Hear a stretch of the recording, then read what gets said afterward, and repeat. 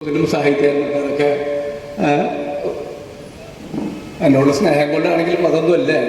ഒരു സാംസ്കാരിക പ്രവർത്തകൻ എന്ന രീതിയിൽ നമ്മുടെ ജില്ലയിൽ ഇങ്ങനെ ഓടി നടക്കുന്ന ഒരു മനുഷ്യൻ എന്ന രീതിയിൽ കണ്ടാൽ മതി.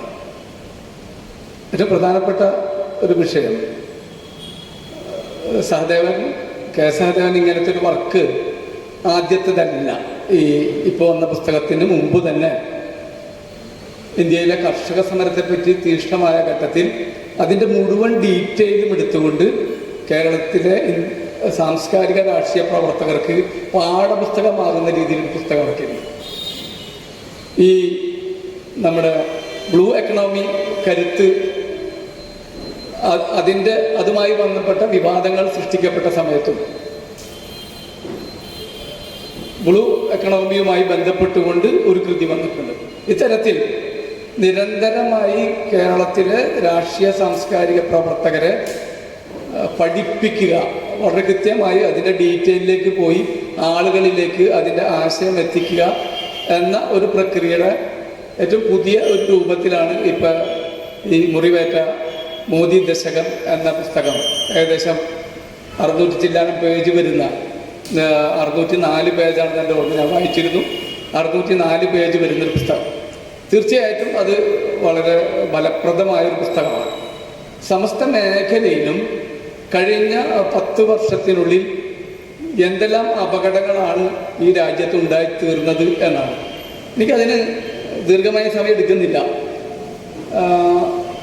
ഏറ്റവും പ്രധാനപ്പെട്ട ഒരു കാര്യം, മലയാളത്തിൽ തന്നെ ട്രാൻസ്ലേറ്റ് ചെയ്തു വന്ന ചിന്ത ഇറക്കിയ ഒരു പുസ്തകമുണ്ട്. ആ പുസ്തകത്തിൻ്റെ പേര് ആരൂഢം വളഞ്ഞ നവ ഇന്ത്യ എന്ന പരകാല പ്രഭാകരൻ്റെ ഒരു പുസ്തകമാണ്. പരകാല പ്രഭാകരൻ്റെ പുസ്തകത്തിൽ അദ്ദേഹം പറയുന്നൊരു വാക്കുണ്ട്, അത് വളരെ പ്രധാനപ്പെട്ടതാണ്. ഞാൻ മോദിയെപ്പറ്റി എന്തെങ്കിലും ഒരു നന്മ പറയണമെന്ന് വിചാരിച്ച് ഒരുപാട് മനുഷ്യനെ പറ്റി ഞാൻ വായിച്ചു, ഒരുപാട് ഈ മനുഷ്യനെ പറ്റി ഞാൻ അന്വേഷിച്ചു. പക്ഷേ ഞാൻ ആദ്യാവസാനം അന്വേഷിച്ചപ്പോൾ, പരകാല പ്രഭാകരൻ ആരെന്നറിയാലോ, കേന്ദ്ര ധനകാര്യമന്ത്രിയുടെ ഭർത്താവ് കൂടിയാണ് അദ്ദേഹം. ആന്ധ്രാപ്രദേശുകാരനാണ്. നമ്മൾ തൃശ്ശൂർ ഇതിനിടയ്ക്ക് ഒരിക്കൽ കൊണ്ടുവന്നിരുന്നു. അപ്പോൾ അദ്ദേഹം പറയുന്നത്, ഞാൻ അങ്ങനെ നോക്കുമ്പോൾ ഈ 10 വർഷക്കാലത്തെ ഇന്ത്യയുടെ ഭരണത്തിൽ നന്മയുടെ ഒരു തരിമ്പ് പോലും ഇല്ല എന്നുള്ളതാണ്. നമ്മളൊന്ന് ആലോചിച്ച് നോക്കൂ. നമ്മുടെ പ്രധാനമന്ത്രി ഏറ്റവും ദുരൂഹമായൊരു മനുഷ്യനാണ്. അയാൾ പറയുന്നതാണ് ചെറുപ്പത്തിൽ, ഇത് ഹിറ്റ്ലർ പറഞ്ഞിരുന്നതാണ്, ഞാൻ കൂലിവേല ചെയ്തിരുന്നു, പത്രം വിറ്റിരുന്നു എന്നൊക്കെ ജർമ്മനിയിൽ ഒക്കെ അദ്ദേഹം പ്രചരിപ്പിച്ച്, അദ്ദേഹത്തെ പറ്റി പ്രചരിപ്പിച്ചാണ്. പക്ഷെ ഹിറ്റ്ലർ ഇതൊക്കെ ചെയ്തിട്ടുണ്ട്. ഇദ്ദേഹം പറയുന്നത്, ഞാൻ ചായ കച്ചവടക്കാരനാണ്, പക്ഷെ അദ്ദേഹത്തിന് ചായ വാങ്ങി കഴിച്ചാറില്ല. അദ്ദേഹം ഗ്രാജുവേഷൻ പാസ്സായതാണ്, പക്ഷെ അദ്ദേഹത്തിന് സർട്ടിഫിക്കറ്റ് ഇല്ല. അദ്ദേഹം കല്യാണം കഴിച്ചിട്ടുണ്ട്, പക്ഷെ അദ്ദേഹത്തിൻ്റെ കൂടെ ഭാര്യയില്ല. മൊത്തത്തിലെടുത്താൽ എങ്ങനെയാണ് ഒരു അന്ധത നിറഞ്ഞ ഒരു മനുഷ്യനെ പ്രൊപ്പഗണ്ട കൊണ്ട്, പ്രചരണം കൊണ്ട് ഏറ്റവും ഉന്നതനായ ഒരു മനുഷ്യനാക്കി തീർക്കാൻ കഴിയും എന്ന് തെളിയിക്കപ്പെട്ട 10 കൊല്ലം കൂടിയാണ് നമ്മൾ അനുഭവിച്ചത് എന്നറിയുമ്പോഴാണ്, എന്ന് വെച്ചാൽ മഹാവിഡ്ഢിയായ ഒരു മനുഷ്യനെ, അങ്ങനെ തന്നെ പറയാൻ യാതൊരു മടിയും കാണിക്കേണ്ടതില്ല. ഒന്ന് സൂക്ഷ്മമായി നോക്കിയാൽ നമുക്ക് കേട്ടോ, അടിമുടി വിഡ്ഢിയായ ഒരു മനുഷ്യനെ ഒരേ സമയത്ത് തന്നെ ഫാസിസം ഏറ്റവും ഗംഭീരമായി നമ്മളോട് ഇന്നലെ ചരിത്രത്തിൽ പറഞ്ഞിട്ടുള്ള നുണകളുടെ മഹാപർവ്വതങ്ങൾ സൃഷ്ടിക്കാൻ നിങ്ങൾക്ക് കഴിയണം. സത്യം ഏത് വിഡ്ഢിക്കും പറ്റും എന്ന് ജോർജ് ഗീബൽസ് പറയുന്നുണ്ട്. സത്യം പറയുക എന്നത് വലിയ കാര്യമല്ല, അത് നിങ്ങളുടെ മുമ്പിൽ നിൽക്കുന്ന യാഥാർത്ഥ്യമാണ്, അത് നിങ്ങൾക്ക് വിളിച്ചു പറയാം. അതിന് പകരം നിങ്ങൾ വലിയ ഒരു നുണയെ സത്യമായി അവതരിപ്പിക്കുകയും അത് ജനതക്കുള്ളിലേക്ക് അത് സത്യമാണെന്ന് ബോധ്യപ്പെടുത്തുകയും ചെയ്യുമ്പോഴാണ് നിങ്ങൾ വിജയിക്കുന്നത് എന്ന് വളരെ കൃത്യമായി പറഞ്ഞ ജോസഫ് ഗീബൽസാണ്. ആ ജോസഫ് ഗീബൽസിനെ പോലും മറിച്ചിടുന്ന അട്ടിമറിക്കുന്ന രീതിയിലുള്ള നുണകൾ കൊണ്ട് ഒരു ഇന്ത്യ സൃഷ്ടിച്ചിരിക്കുകയാണ്. നോക്കൂ, ഇന്ത്യയുടെ ജീവിതത്തിനെ പറയാൻ ഞാൻ അതിൻ്റെ വിശദാംശങ്ങൾ പോകുന്നില്ല, നിങ്ങൾക്കൊക്കെ അറിയാവുന്നതാണ്. ഇന്ത്യയിൽ ഈ മോദി അധികാരത്തിൽ വരുന്ന സമയത്ത് എന്തായിരുന്നു ഇന്ത്യ? അതിൻ്റെ സാമൂഹിക ക്രമത്തിൽ, സാമ്പത്തിക രംഗത്ത്, പാരിസ്ഥിതിക രംഗത്ത്, സാംസ്കാരിക രംഗത്ത് എല്ലാ അർത്ഥത്തിലും ജനാധിപത്യത്തിൻ്റെ അളവിൽ മനുഷ്യൻ്റെ സന്തോഷത്തിൻ്റെ അളവിൽ, മനുഷ്യൻ്റെ പട്ടിണിയുടെ അളവിൽ, മനുഷ്യൻ്റെ അസമത്വത്തിൻ്റെ അളവിൽ, ഇതിലൊക്കെ തന്നെ ഞാൻ അങ്ങനെ വിശദാംശം പറയാത്ത നിങ്ങൾക്ക് അറിയാവുന്ന കാര്യങ്ങൾ എന്നുള്ള ലക്ഷണം. ആ തരത്തിൽ എല്ലാ രംഗത്തും തകർന്ന് തരിപ്പണമായിരിക്കുന്നു. തൊഴിൽ വൈദഗ്ധ്യത്തിൻ്റെ കാര്യത്തിൽ, തൊഴിലില്ലായ്മയുടെ കാര്യത്തിൽ കഴിഞ്ഞ 45 വർഷത്തിൽ ഏറ്റവും ഭീകരമായ അവസ്ഥയിൽ ഈ രാജ്യം ചെന്ന് നിൽക്കുന്നു. കോവിഡിന് ശേഷം മാത്രം 7.5 കോടി മനുഷ്യരാണ് പുതിയ ദരിദ്രർ ഇന്ത്യയിൽ ഉണ്ടായിട്ടുള്ളത്. 7.5 കോടി ദരിദ്രരാണ് കോവിഡിന് ശേഷം മാത്രം ഇന്ത്യയിൽ ഉണ്ടായിട്ടുള്ളത്. അങ്ങനെ ലോകത്ത് തന്നെ ഏറ്റവും ഭീകരമായ ഒരു അന്തരീക്ഷത്തിലൂടെ ഈ രാജ്യം കടന്നു പോകുമ്പോഴും അങ്ങനെയൊന്നുമല്ല, ഈ രാജ്യത്തിൻ്റെ അനിവാര്യമായ സംഗതി ഈ രാജ്യത്തെ ജനങ്ങളെ തമ്മിലടിപ്പിച്ചുകൊണ്ട് നിർത്തിക്കൊണ്ട് അതേ സമയത്ത് തന്നെ ഒരു പ്രത്യേക മതവിഭാഗത്തിനെ എടുത്തു കളഞ്ഞുകൊണ്ട് അവരെ മുഖ്യ ശത്രുവാക്കി പ്രഖ്യാപിച്ചുകൊണ്ട് അതിലേക്ക് എല്ലാ ശ്രദ്ധയും കേന്ദ്രീകരിക്കും. അതേ സമയത്ത് തന്നെ ബഹുഭൂരിപക്ഷം വരുന്ന തങ്ങളുടെ സമൂഹം എന്ന് പറയുന്ന സമൂഹത്തെ തന്നെ കൊള്ളയടിക്കുകയും ചെയ്യും. നമ്മൾ ആലോചിക്കാറുണ്ട്, നമ്മളോട് എപ്പോഴും പറഞ്ഞുകൊണ്ടിരിക്കുന്നത് ഇത് ഹിന്ദു എന്ന് പറയുന്ന ജനവിഭാഗത്തിൻ്റെ ഉന്നമനത്തിന് വേണ്ടിയാണ് ഞങ്ങൾ ശ്രമിച്ചുകൊണ്ടിരിക്കുന്നതെന്നാണ്. പക്ഷെ ഇന്ത്യയിലെ 80% വരുന്ന ഹിന്ദുക്കൾ, അതിലെ ബഹുഭൂരി മനുഷ്യരുടെ ജീവിതത്തിന് എന്ത് നേട്ടമാണ് ഈ കഴിഞ്ഞ 10 കൊല്ലം കൊണ്ട് എന്ത് നേട്ടമാണ് ഉണ്ടായത് എന്നതാണ് ചോദ്യം.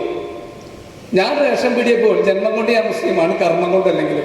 അപ്പൊ ജന്മം കൊണ്ട് മുസ്ലിമായ ഞാനും ജന്മം കൊണ്ട് മുസ്ലിമായ പ്രിയനന്ദനും റേഷൻ പീടിയ ചെന്നാൽ പ്രിയനന്ദനൻ ഹിന്ദുവാണ്, അതുകൊണ്ട് ഞങ്ങൾ റേഷൻ അരിക്ക് പകുതി വില എന്ന് പറയുന്നില്ല. ബൈക്കുമായി പമ്പിൽ ചെന്നാൽ 107, 108 രൂപ പെട്രോളിന് വിലയുള്ളപ്പോൾ അദ്ദേഹത്തിന് 55 രൂപക്ക് കൊടുക്കുന്നില്ല. പിന്നെ എവിടെയാണ് ഒരു പ്രത്യേക മതവിഭാഗത്തിന് നേട്ടമെന്നുള്ള രീതിയിൽ നമ്മുടെ വൈകാരിക തലങ്ങളെ അത് സ്വാഭാവികമായും ഒരു സമൂഹത്തിൽ വലിയ രീതിയിൽ സാമ്പത്തികവും സാമൂഹികവും രാഷ്ട്രീയവുമായ അസ്വസ്ഥതകൾ ഉണ്ടാക്കുമ്പോൾ ആ അസ്വസ്ഥതയുള്ള ജനവിഭാഗങ്ങൾക്കിടയിൽ വിഭജനങ്ങൾ സൃഷ്ടിക്കുക എന്നുള്ളത് ചരിത്രത്തിലെ പ്രധാനപ്പെട്ട ഒരു പ്രക്രിയയാണ്. ആ പ്രക്രിയയിലാണ് നമ്മൾ ക്ലാസിക്കൽ ഫാസിസം എന്ന് പറയുന്ന ഫാസിസം ലോകത്ത് ആദ്യമായി ഉടലെടുക്കുന്നത്. അങ്ങനെയാണ് ഇറ്റലിയിലും അതുപോലെ തന്നെ സ്പെയിനിലും ജർമ്മനിയിലും ഇത്തരത്തിൽ ഒരു പ്രവണത ഉടലെടുക്കുന്നത്. അതിന് ആവശ്യമായ ഒരുപാട് സാഹചര്യങ്ങൾ ഒരുക്കുന്ന സന്ദർഭങ്ങളുണ്ടാവും.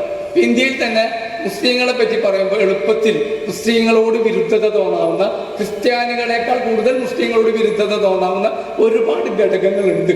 നമ്മളത് അങ്ങനെ തന്നെ കാണണം. അങ്ങനെ ഒരു ഘടകവും ഇല്ല, അല്ല, അങ്ങനെയുണ്ട്. എന്താ ഒരു പ്രധാന ഘടകം? ഒന്ന്, ഇന്ത്യയിൽ നിന്ന് വിഭജിച്ചു പോയ ഒരു കൂട്ടരാണ്. പിന്നെ അതൊരു പ്രധാന ഘടകമായിട്ട് ഉന്നയിക്കാൻ കഴിയും. പക്ഷെ അങ്ങനെയുള്ള ഒരവസ്ഥയിലേക്ക് ഇന്ത്യയെ എത്തിച്ചതാരാണ് എന്നത് വേറൊരു ചരിത്രമാണ്. ഞാൻ എൻ്റെ വിശദാംശങ്ങളിലേക്ക് ഈ വൈകിയ വേളയിൽ പോകുന്നത്. തീർച്ചയായിട്ടും അതിനും ഇന്ത്യയിലെ ഹിന്ദുത്വ അജണ്ടക്കും ഇന്ത്യയിലെ ബ്രിട്ടീഷ് ഭരണകൂടത്തിനും ഒരു വലിയ പങ്കുണ്ട്. ഇന്ത്യയിലെ ആദ്യത്തെ ബാബറി മസ്ജിദ് പ്രശ്നം നടക്കുന്നതടക്കമുള്ള വിഷയങ്ങളിൽ അത് വളരെ കൃത്യമായി ഒരു ബ്രിട്ടീഷ് അജണ്ടയാണ്. കാരണം ആ ഒന്നാം സ്വാതന്ത്ര്യ സമരം നടക്കുമ്പോഴാണ് ബ്രിട്ടീഷ് സാമ്രാജ്യത്വത്തിന് മനസ്സിലായത് ഇന്ത്യയിലെ ഹിന്ദുവും മുസൽമാനും ഒന്നിച്ച് നിന്ന് കഴിഞ്ഞിട്ടുണ്ടെങ്കിൽ ബ്രിട്ടീഷ് ഭരണകൂടത്തിന് മുന്നോട്ട് പോകാൻ കഴിയില്ല എന്നുള്ളതിൻ്റെ അതിനെ പൊളിക്കുന്നതിന് വേണ്ടിയാണ് 1857 മുതൽ ബ്രിട്ടീഷുകാർ, അതിനു മുമ്പൊന്നുമില്ലാത്ത രീതിയിൽ ഇന്ത്യയിലെ പ്രധാനപ്പെട്ട സമുദായങ്ങളായ മുസ്ലിം ഹിന്ദു സമുദായങ്ങളെ, രണ്ട് കമ്മ്യൂണിറ്റിയെ നിരന്തരം ഭിന്നിപ്പിച്ചു നിർത്തുന്ന ഒരവസ്ഥ സൃഷ്ടിക്കുന്നത്. ആ അവസ്ഥയെ മറിച്ചു കടക്കുന്നത് 1914 തൊട്ട് 1948 വരെയുള്ള ഗാന്ധിയുടെ പ്രവർത്തനത്തിന് അതിൻ്റെ വലിയ ഒരു പങ്ക് നമുക്ക് കാണാൻ കഴിയും. 1919 ഇന്ത്യയിലെ ജനങ്ങളെ ഒന്നിച്ച് പ്രതിദാനം ചെയ്യുന്ന ഒരു സ്വതന്ത്ര പ്രസ്ഥാനം പോലും ശരിക്കും രൂപപ്പെടുന്നത്. അങ്ങനെയാണ് ചമ്പാരൻ സമരം. അതിൻ്റെ വിശദാംശം നിങ്ങൾക്ക് പോകുന്നില്ല. ചമ്പാരൻ സമരം, അഹമ്മദാബാദ് സമരം അടക്കമൊക്കെയുള്ള ജനകീയമായ സമരങ്ങളും പ്രക്ഷോഭങ്ങളും ഇന്ത്യയിൽ ഉയർന്നു വരുന്നത് അതിലൂടെയാണ്. ഇന്ത്യയിലെ ഹിന്ദുവിനെയും മുസൽമാനെയും ക്രിസ്ത്യാനിയെയും ദളിതനെയും പിന്നോക്കക്കാരനെയും ആദിവാസിയെയും അങ്ങനെ ഇന്ത്യയിലെ സമസ്ത ജനവിഭാഗത്തിനും ഒരൊറ്റ ഇന്ത്യക്കാരായി കാണുന്ന ഒരു കാഴ്ചപ്പാട്. മാത്രമല്ല ബ്രിട്ടീഷ് സാമ്രാജ്യത്വം ഇന്ത്യ വിടുക എന്ന ഒരു മുദ്രാവാക്യം, അത് വളരെ പ്രധാനപ്പെട്ട ഒരു മുദ്രാവാക്യമാണ്. ആ മുദ്രാവാക്യത്തിൽ കേന്ദ്രീകരിച്ചുകൊണ്ടാണ് ഗാന്ധിജി മുന്നോട്ട് പോകുന്നത്. ഇത് നമുക്ക് ചില ഘട്ടങ്ങളിൽ കാണാൻ കഴിയുന്നുണ്ട്. ഇപ്പൊ 1940 അംബേദ്കറെ പറ്റി വലിയ പരാതി പറയുന്നുണ്ട് ഗാന്ധിയോട് കോൺഗ്രസ്സുകാർ എന്നിട്ട്. ആ പരാതി വേറെ ഒന്നുമല്ല, വലിയ രീതിയിൽ കോൺഗ്രസിനെതിരെ അംബേദ്കർ ആഞ്ഞടിക്കുകയാണ്. അംബേദ്കർ നമ്മൾ എന്താണ് ചെയ്യുക ഇങ്ങനെയാണെങ്കിൽ എന്ന് പറയുമ്പോൾ ഗാന്ധിജി പറയുന്ന ഒരു മറുപടി ഉണ്ട്.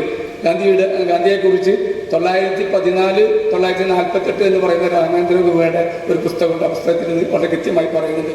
ഗാന്ധി പറയുന്നത്, അംബേദ്കറിന്റെ സ്ഥാനത്ത് ഞാനായിരുന്നെങ്കിൽ അത് ഇതുകൊണ്ട് നിൽക്കില്ല, ഇതിനേക്കാൾ രൂക്ഷമായിരിക്കും എൻ്റെ പ്രതികരണം എന്നാണ്. അതിൻ്റെ അർത്ഥം ഗാന്ധിയെ സംബന്ധിച്ചിടത്തോളം ഈ പറയുന്ന വിഷയങ്ങൾ, ഒരുപക്ഷെ ഇന്ത്യയിൽ ദളിത് ഇഷ്യൂകളെ അംബേദ്കർ പറഞ്ഞാൽ ആരാണ് അഭിസംബോധന ചെയ്തിട്ടുള്ളതെന്ന് ചോദിച്ചാൽ ഗാന്ധിയാണ്.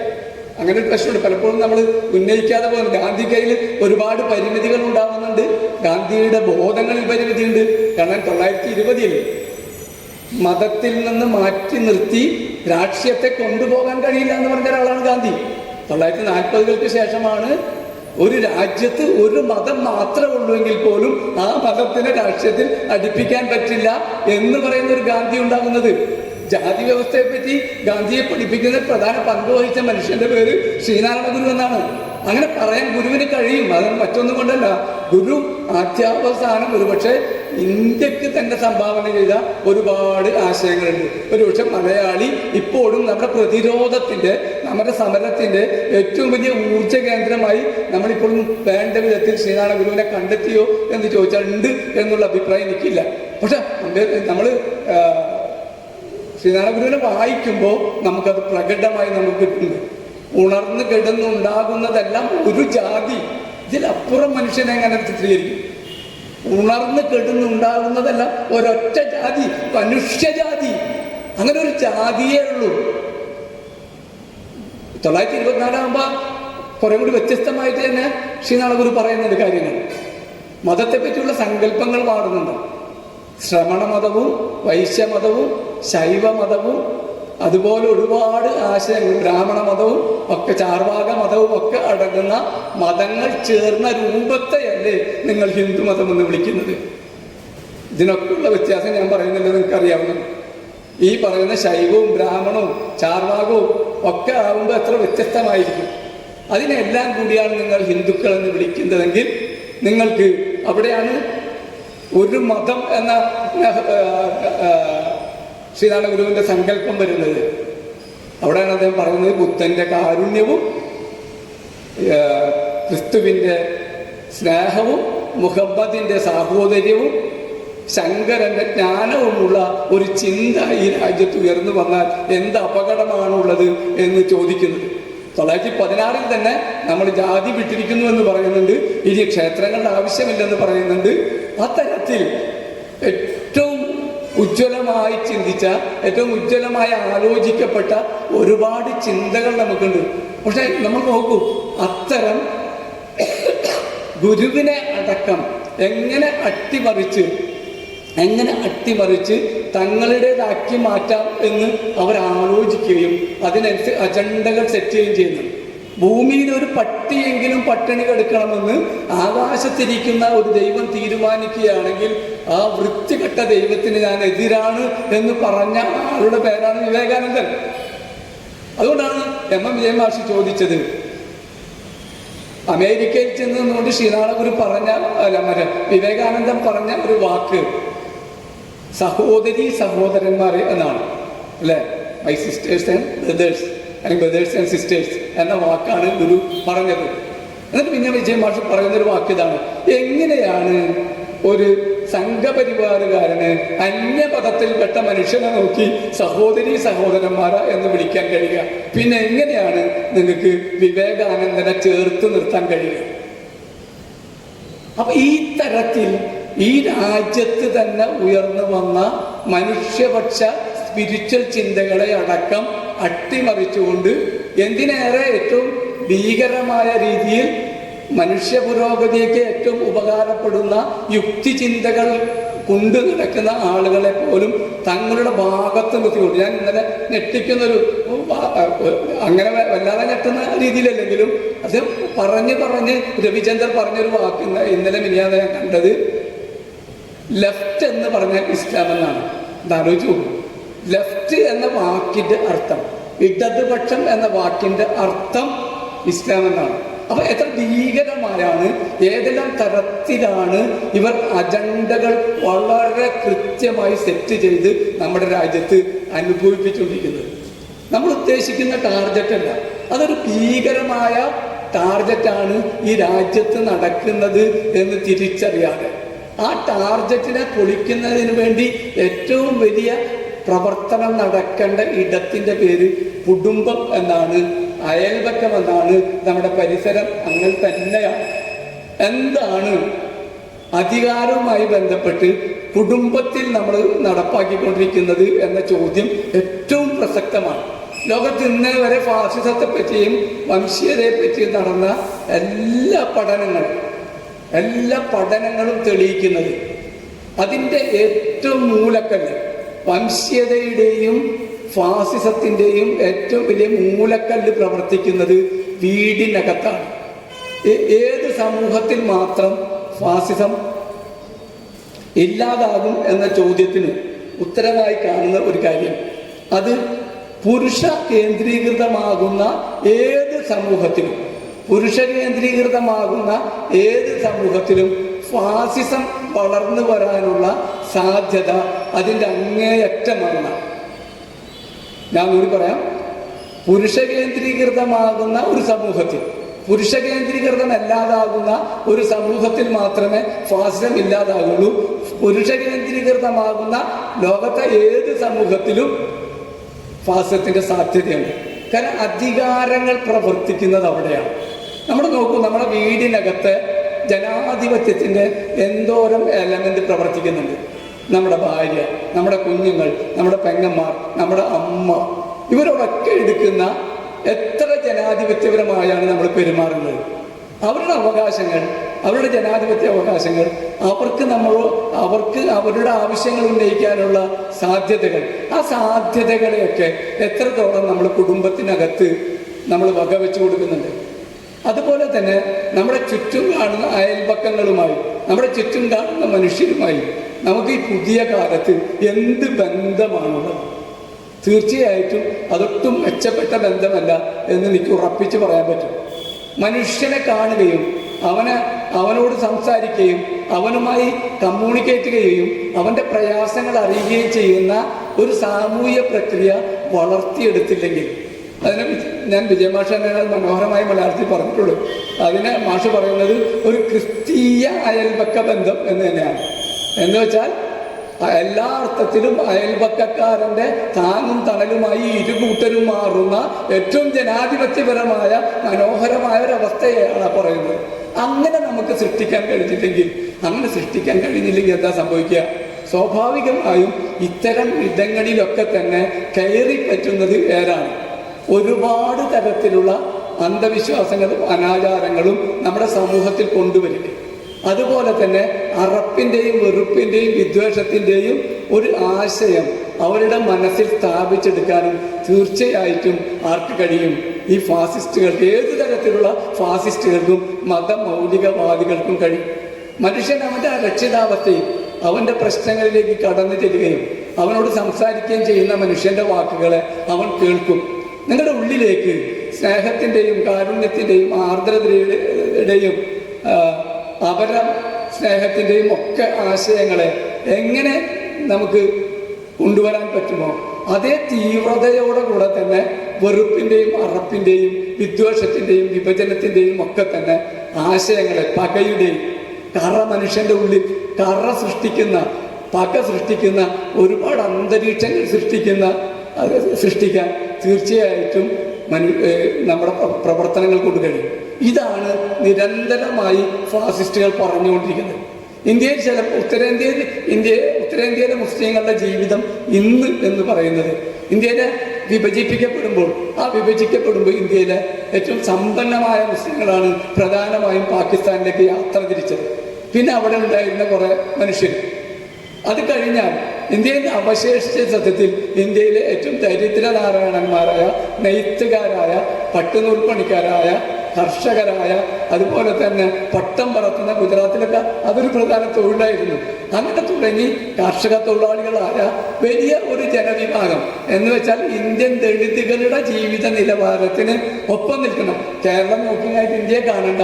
ഇത് പിന്നീട് ഗൾഫുണ്ടാക്കിയ ഒരു ഗുമ്മും കേരളത്തിലെ ഇടതുപക്ഷ ഗവൺമെന്റുകൾ കൊണ്ടുവന്ന വിദ്യാഭ്യാസപരമായ മേന്മയും അതൊക്കെ തന്നെ പിന്നീട് അവരുടെ പ്രവർത്തനത്തെ വിഭാഗീയമല്ലാത്ത ഒരു കേരളീയ സമൂഹം ഒക്കെ തന്നെയാണ് കേരളത്തിൽ കാണുന്നതെങ്കിൽ ഇന്ത്യയിലെ ന്യൂനപക്ഷങ്ങളുടെ അവസ്ഥ അതിദയനീയമാണ്. സച്ചാർ കമ്മീഷൻ റിപ്പോർട്ടൊക്കെ നമുക്ക് അറിയാവുന്നതാണ്.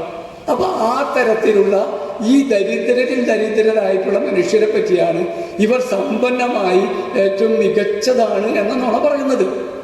ഉദാഹരണത്തിന് ഇന്ത്യക്ക് സ്വാതന്ത്ര്യം കിട്ടും. ഞാനൊരൊറ്റ കണക്ക് ഒന്ന് രണ്ട് കാര്യങ്ങൾ അങ്ങനത്തെ പറയുന്നുള്ളൂ.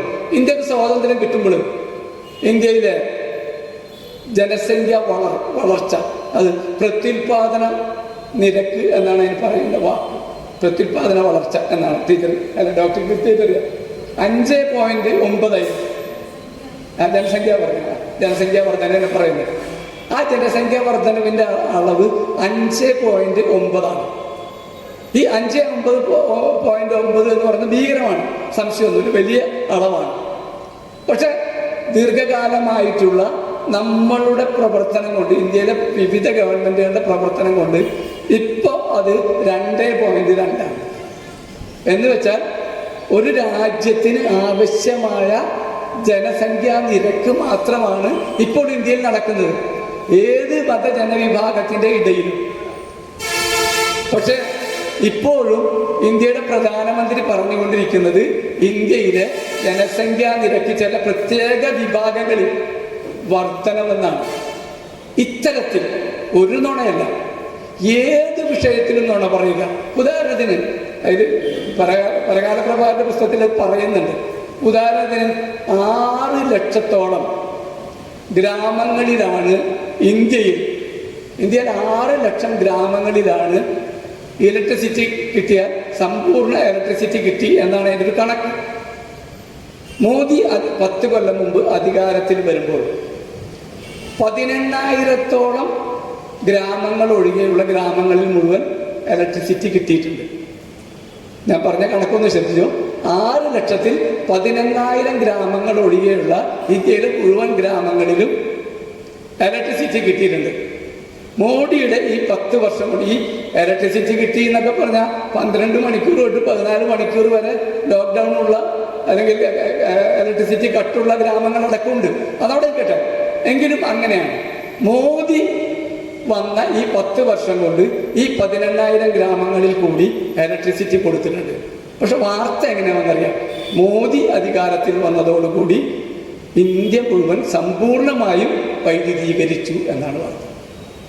അതിനെപ്പറ്റി പരകാല പ്രഭാകർ പറഞ്ഞ ഒരു വാക്ക് തന്നെ ഏറ്റവും മനോഹരം. അദ്ദേഹം പറഞ്ഞത് 10,000 മീറ്റർ ഓട്ടത്തിൽ 50 മീറ്റർ ഓടിയ ഓട്ടക്കാരൻ ഏറ്റവും മികച്ച ഓട്ടക്കാരൻ എന്ന് പറയുന്ന രീതിയിലുള്ള, ഇവിടെയാണ് നുണകളെ സൃഷ്ടിച്ചുകൊണ്ട് വലിയ വലിയ നുണകളെ സത്യങ്ങളായി അവതരിപ്പിക്കുക.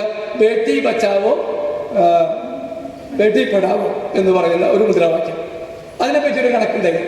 ആ കണക്ക് ഇങ്ങനെയാണ്: 2016 മുതൽ 19 വരെ ബേട്ടി ബച്ചാവോ ബേട്ടി പഠാവോ പദ്ധതിക്ക് വേണ്ടി ചെലവാക്കിയ ബേട്ടി ബച്ചാവോ ബേട്ടി പഠാവോ പദ്ധതിക്ക് വേണ്ടി ചെലവാക്കിയ മൊത്തം തുകയുടെ 79% പ്രചരണത്തിന് വേണ്ടിയാണ്. ആലോചിച്ചു. ആ പദ്ധതിക്ക് വേണ്ടി ചെലവാക്കിയ പണത്തിൻ്റെ 79% പ്രചരണത്തിന് വേണ്ടി. കണക്ക് എണ്ണി കണക്ക് വെച്ചാണ് ഇത് പറയുന്നത്. ചെലവാക്കിയത് 21% ബേട്ടി ബച്ചാവോ ബേട്ടി പഠാവോ പദ്ധതിക്ക് വേണ്ടി നടപ്പാക്കുന്നത്. ഇപ്പൊ നമുക്കറിയാം, നമ്മുടെ നാട്ടിൽ കിട്ടുന്ന ചില ക്ഷേമ പെൻഷന് 200, അതുപോലെ തന്നെ നമ്മുടെ ലൈഫ് പദ്ധതിക്ക് 72,000 രൂപ കൊടുക്കുമ്പോഴും നാട്ടിൽ ലക്ഷക്കണക്കിന് രൂപ സംസ്ഥാന ഗവൺമെന്റ് കൊടുക്കുന്നു. ഇത് സംസ്ഥാന ഗവൺമെന്റ് കൊടുക്കുമ്പോഴും ജനങ്ങളുടെ അവകാശമാണ്, അക്കാര്യത്തിനും സംശയമൊന്നുമില്ല. ആരെങ്കിലും ഔദാര്യമാണ് ഇത് കിട്ടുന്നതെന്നല്ല ഞാൻ പറയുന്നത്. പക്ഷെ നമ്മുടെ സംസ്ഥാന ഗവൺമെന്റാണ് അതിൽ പ്രധാന പങ്ക് വഹിക്കുന്നത്. പക്ഷെ പറയുന്നത് എന്താണ്? കേന്ദ്ര പദ്ധതികളൊക്കെ ഞങ്ങൾ കൊണ്ടുവന്ന കേന്ദ്ര പദ്ധതികൾ നിങ്ങൾ നടപ്പാക്കിക്കൊണ്ട് നിങ്ങൾ നുണ പറയുകയാണ് എന്നാണ്. ഞാൻ ചുരുക്കത്തിൽ വലിയ ഒരു നുണയുടെ പുറത്താണ് ഇന്ത്യ ഇന്ന് സഞ്ചരിച്ചുകൊണ്ടിരിക്കുന്നത്. ഈ വൈകിയ വേളയിൽ ഞാൻ അധികം സമയം എടുക്കുന്നില്ല. ഒരൊറ്റ കാര്യം കൂടി പറഞ്ഞ് ഞാൻ നിർത്താം. അത് ഇങ്ങനെയാണ്. നമ്മൾ പലപ്പോഴും ഇപ്പോഴും നമ്മൾ സംശയിക്കുന്ന കാര്യം, മോഡി അധികാരത്തിൽ വന്നത് ഏതെങ്കിലും വർഗീയത പറഞ്ഞുകൊണ്ട് മാത്രമാണോ? ഇപ്പൊ നമുക്ക് സംശയമായി തുടങ്ങിയിട്ടുണ്ട്. മോഡി കടുത്ത വർഗീയത പറഞ്ഞുകൊണ്ട് അധികാരത്തിൽ വന്ന ഒരാൾ എന്നാണ് നമ്മൾ ചിന്തിക്കുന്നത്. സത്യത്തിൽ അങ്ങനെയല്ല. മോദി അധികാരത്തിൽ വരുമ്പോൾ ഈ രാജ്യത്തെ ജനങ്ങളോട് പറഞ്ഞിരുന്നത് നിങ്ങൾക്കറിയാവുന്നതാണ്. 2 കോടി ആളുകൾക്ക്, ചെറുപ്പക്കാർക്ക് കൊല്ലത്തിൽ തൊഴിൽ കൊടുക്കും. ഇന്ത്യ മോഡി അധികാരത്തിൽ വരുന്ന 2014 കാലഘട്ടത്തിൽ കൊടും അഴിമതികളുടെ ഒരുപാട് കഥകൾ ഇന്ത്യ രാജ്യത്ത് നിറഞ്ഞു നിൽക്കുന്ന ഘട്ടത്തിലാണ്. അതുകൊണ്ട് അഴിമതി ഇല്ലാതാക്കണം. ഇന്ത്യയിലെ കള്ളപ്പണം കൊണ്ടുവന്ന് ഇന്ത്യക്കാരുടെ അക്കൗണ്ടുകളിലേക്ക് 15 ലക്ഷം രൂപ വെച്ച് തരും. ഇന്ത്യയിലെ പെട്രോളിന്റെ വില പിടിച്ചു കെട്ടും. ഇന്ത്യയിലെ കർഷകർക്ക് അവരുടെ ചിലവ് കഴിഞ്ഞ് 50% ലാഭം കിട്ടുന്ന രീതിയിൽ, സ്വാമിനാഥൻ കമ്മീഷന്റെ കണക്ക് പ്രകാരം 50% ലാഭം കിട്ടുന്ന രീതിയിൽ കർഷകന്റെ വരുമാനം വർദ്ധിപ്പിക്കും. ഇത്തരത്തിൽ ഒരുപാട് ക്ഷേമ പദ്ധതികൾ പറഞ്ഞുകൊണ്ട് ദാരിദ്ര്യം മാറ്റും എന്നൊക്കെ പറഞ്ഞുകൊണ്ടാണ് വരുന്നത്. ഇതിൻ്റെ 2 ഉദാഹരണങ്ങൾ പറഞ്ഞുകൊണ്ട് ഞാൻ നിർത്താൻ ഉദ്ദേശിക്കുന്നത്. 2014 ആഗസ്റ്റ് മാസം 15-ാം തീയതിയിലെ മോദിയുടെ സ്വാതന്ത്ര്യ ദിന പ്രസംഗം, സ്വാതന്ത്ര്യദിനത്തിന്റെ സന്ദേശം എത്തിക്കുന്ന പ്രസംഗം, അതൊന്ന് കേട്ടാൽ അത് ഇങ്ങനെയാണ് ആ പ്രസംഗം. അത് വേറെ ഒന്നുമല്ല തുടങ്ങുന്നത്. നമ്മുടെ രാജ്യം ഒരുപാട് നാളത്തെ കഠിനമായ പ്രവർത്തനം കൊണ്ട് ഈ രാജ്യത്തിൻ്റെ ഒരുപാട് പ്രശ്നങ്ങളെ പരിഹരിച്ചുകൊണ്ട് നമ്മളിപ്പോൾ എത്തി നിൽക്കുകയാണ്. ഈ രാജ്യം ഇങ്ങനെ ആയിത്തീർന്നതിൽ എനിക്ക് മുന്നേ ഈ രാജ്യം ഭരിച്ച ആളുകളുടെ വലിയ സംഭാവനകളുണ്ട്. 2014 പ്രസംഗമാണ് ഞാൻ പറയുന്നത്. വലിയ സംഭാവനകളുണ്ട്. ഈ രാജ്യത്തിൻ്റെ നിലനിൽപ്പ് എന്ന് പറയുന്നത് ഈ രാജ്യത്തിൻ്റെ ഫെഡറൽ സംവിധാനമാണ്. അതുകൊണ്ട് ഈ രാജ്യത്തെ ശക്തമായി മുന്നോട്ട് കൊണ്ടുപോകുന്നതിന് ഈ രാജ്യത്തെ സംസ്ഥാനങ്ങളുടെ വലിയ പിന്തുണ എനിക്ക് ആവശ്യമുണ്ട്. അതുകൊണ്ട് ഈ രാജ്യത്തെ മുഴുവൻ മുഖ്യമന്ത്രിമാരെയും സംസ്ഥാനങ്ങളെയും ഞാൻ ആ തലത്തിലാണ് കാണുന്നത്. ഈ രാജ്യത്തിലെ ശത്രു ഹിന്ദുവും മുസൽമാനുമല്ല. ഈ രാജ്യത്തിൻ്റെ മുഖ്യ ശത്രു പട്ടിണിയാണ്, കഷ്ടപ്പാടുകളാണ്, ദുരിതമാണ്. അതുകൊണ്ട് ആ ദുരിതങ്ങൾ ഇല്ലാതാക്കുന്ന ഒരു ഇന്ത്യയെ സൃഷ്ടിക്കുകയാണ് നമ്മുടെ ഏറ്റവും അടിയന്തരമായ കടമ എന്നാണ് 2014 ആഗസ്റ്റ് മാസം 15-ാം തീയതി അദ്ദേഹം നടത്തിയ പ്രസംഗം. 2023 ആഗസ്റ്റ് മാസം 15-ാം തീയതി നടത്തിയ ഒരു പ്രസംഗമുണ്ട്. ആ പ്രസംഗം അവിടെയാണ് എവിടെ എത്തി നിൽക്കുന്നു എന്ന് ഇന്ത്യ സൂചിപ്പിക്കുന്നത്. ഇന്ന് ആഗസ്റ്റ് മാസം 15-ാം തീയതിയാണ് 2023. ഈ ദിനം 1947 ആഗസ്റ്റ് മാസം 14-ാം തീയതിയിലെ രാത്രിയെ നമ്മൾ മറക്കരുത്. എന്താ 1947 ആഗസ്റ്റ് മാസം 14-ാം തീയതി അർദ്ധരാത്രിയുടെ പ്രശ്നം എന്താണ്? അതാണ് ഇന്ത്യ കണ്ട ഏറ്റവും വലിയ വിഭജനത്തിൻ്റെ വലിയ രക്തച്ചൊരിച്ചിലുകൾ കണ്ട ദിനങ്ങളിലൂടെ ഇന്ത്യ കടന്നുപോയ ദിനങ്ങളെ നമ്മൾ മറക്കരുത് എന്ന് പറയുന്ന ഒരു പ്രസംഗം. ഇന്ത്യയുടെ വിഭജനം ഇന്ത്യക്കേറ്റ ഏറ്റവും വലിയ, ഏറ്റവും ഭീകരമായ മുറിവാണ്. ഔദ്യോഗിക കണക്ക് പ്രകാരം 10 ലക്ഷവും അനൗദ്യോഗിക കണക്ക് പ്രകാരം 20 ലക്ഷവും മരിച്ചു വീണ അതിഭീകരവും അതിദയനീയമായ ഒരു മനുഷ്യവേട്ടയാണ്. ഒരു വംശഹത്യക്ക് തുല്യമായ മനുഷ്യവേട്ട നടന്ന ദിനങ്ങളാണ്. ഒരാൾ ഹിന്ദുവായതിൻ്റെ പേരിലും മറ്റൊരാൾ മുസ്ലിമായതിൻ്റെ പേരിൽ ക്രൂരമായി കൊല ചെയ്യപ്പെട്ട ദിനങ്ങൾ. ഏകദേശം ലാഹോറിൽ നിന്ന് അമൃത്സർ എന്ന് പറയുന്ന 50 കിലോമീറ്ററിനുള്ളിൽ ലക്ഷക്കണക്കിന് മനുഷ്യർ അന്ന് മരിച്ചു വീണിട്ടുണ്ട്. ആ മനുഷ്യരുടെ ശവങ്ങൾ കൊത്തിയ കഴുകന്മാർക്ക് പറക്കാൻ കഴിഞ്ഞിരുന്നില്ല. കാരണം അത്രമാത്രം മാംസമാണെന്ന് കഴുകന്മാർക്ക് കിട്ടിയിരുന്നത്. അന്ന് ആ ഇറച്ചി തിന്നാൻ വരുന്ന നായ്ക്കൾ മനുഷ്യന്റെ ശരീരം ഉപേക്ഷിച്ച് മനുഷ്യന്റെ കരടുകൾ മാത്രമാണ് ഭക്ഷിച്ചിരുന്നതെന്ന് നമ്മുടെ ചരിത്രകാരന്മാർ എഴുതി വെച്ച ഏറ്റവും ഭീകരമായ, ഒരിക്കലും ഓർക്കാതിരിക്കേണ്ട ആ ദിനങ്ങളിലെ മുറിവുകള് വീണ്ടും ഉണർത്തുന്ന രീതിയിലാണ് 2023 ആഗസ്റ്റ് മാസം 15-ാം തീയതി ഇന്ത്യയുടെ പ്രധാനമന്ത്രി പറയുന്നത്. അതുകൊണ്ട് വിഭജന സ്മരണ ദിനങ്ങൾ നമ്മൾ വീണ്ടും ഓർത്തെടുക്കേണ്ടതുണ്ട് എന്ന് പറയുകയാണ്. എവിടെയാണ്, എങ്ങനെയാണ് മനുഷ്യൻ പ്രതികാരം ചെയ്യുന്ന ബോധങ്ങളിലേക്ക്? ഇതാണ് ഫാസിസത്തിന്റെ ഏറ്റവും വലിയ പ്രത്യേകത. 500 കൊല്ലം മുമ്പുള്ള പ്രതികാരം, 300 കൊല്ലം മുമ്പുള്ള പ്രതികാരം, 50 കൊല്ലം മുമ്പുള്ള പ്രതികാരം. എൻ്റെ ഉപ്പയെ അല്ലെങ്കിൽ എൻ്റെ വല്യപ്പയെ ഒരാൾ കുത്തിക്കൊന്നു, അയാളുടെ തലമുറ കഴിഞ്ഞു, 3 തലമുറ കഴിഞ്ഞാൽ അതിൽപ്പെട്ട ഒരു കുട്ടിയെ കാണുമ്പോൾ ഞാൻ കത്തിയെടുക്കുന്ന ഒരു മനുഷ്യനാണെങ്കിൽ എന്നെ മനുഷ്യനെന്ന് വിളിക്കാൻ പറ്റും. ഈ ചരിത്രത്തിൽ എന്തും സംഭവിക്കട്ടെ. അങ്ങനെ ഭൂതകാലത്തിൻ്റെ മുറിവുകളെ മുഴുവൻ മാന്തി ആ മുറിവുകളെയൊക്കെ പരസ്പരം വേദനയും പ്രതികാരവുമാക്കി പകയുടെയും വിദ്വേഷത്തിൻ്റെയും അന്തരീക്ഷം വലിയ രീതിയിൽ സൃഷ്ടിക്കുകയാണ് ഇന്ത്യയുടെ ഭരണകൂടം. അതെങ്ങോട്ടാണ് ഈ രാജ്യത്തെ എത്തിക്കുക എന്നുള്ള ചോദ്യമാണ് ഈ തെരഞ്ഞെടുപ്പടക്കം നമ്മുടെ മുന്നിലേക്ക് വെക്കുന്നത്. തീർച്ചയായിട്ടും അതിൽ പ്രതിരോധിക്കേണ്ടത് നമ്മൾ നിരന്തരമായി നമ്മൾ പഠിക്കുകയും ആ പഠനവും അന്വേഷണവും ജനങ്ങളിലേക്ക് പരമാവധി എത്തിച്ചുകൊണ്ടല്ലാതെ നമുക്ക് കഴിയില്ല എന്ന് മാത്രം ഈ വൈകിയ വേളയിൽ സൂചിപ്പിച്ചുകൊണ്ട് ഇതിൻ്റെ ചർച്ച തുടരട്ടെ എന്ന് ആശംസിച്ചുകൊണ്ട് നിർത്തട്ടെ.